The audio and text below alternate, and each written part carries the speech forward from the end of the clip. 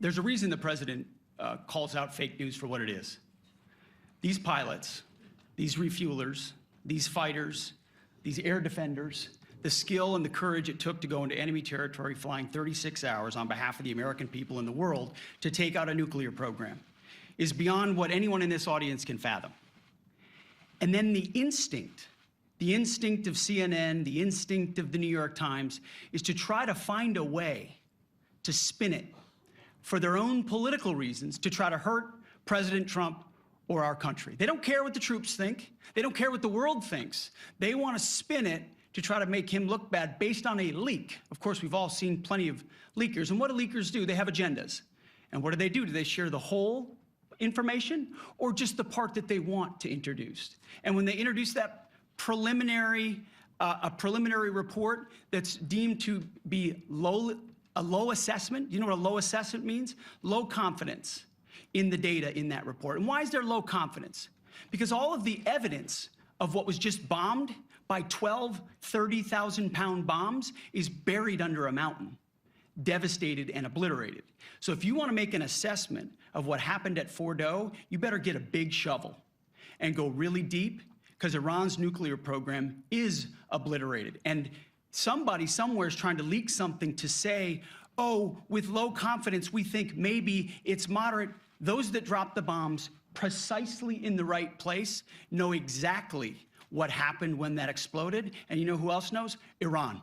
That's why they came to the table right away, because their nuclear capabilities have been set back beyond what they thought were possible because of the courage of a commander-in-chief who led our troops, despite what the fake news wants to say. But you're not disputing the report said what it said, even though it was initial. The report said what it said, and it was fine. It was severe, they think, but they had no idea. They shouldn't have issued a report until they did, but we've gotten the information. I think Pete said it better than you can say it.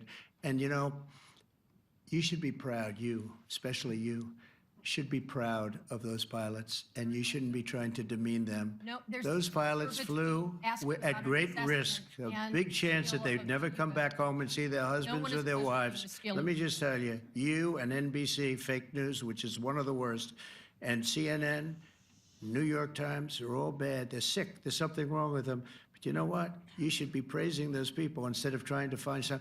By getting me, by trying to go and get me, you're hurting those people. They were devastated. You know, I got a call from Missouri, great state, that I won 3 times by a lot. And I got a call that the pilots and the people on the plane were devastated because they were trying to minimize the attack. And they all said it was hit. But we don't think it was really maybe hit that badly. And they were devastated. They put their lives on the line, and then they have, and I'm not referring to you, but real scum come out and write reports that are as negative as they could possibly be. It should be the opposite.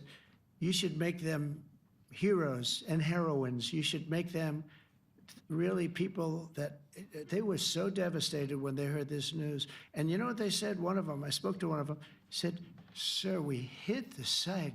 It was perfect. It was dead on." Because they don't understand fake news, because they have a normal life, except they have to fly very big, very fast planes. But it's a shame. You should be making them heroes.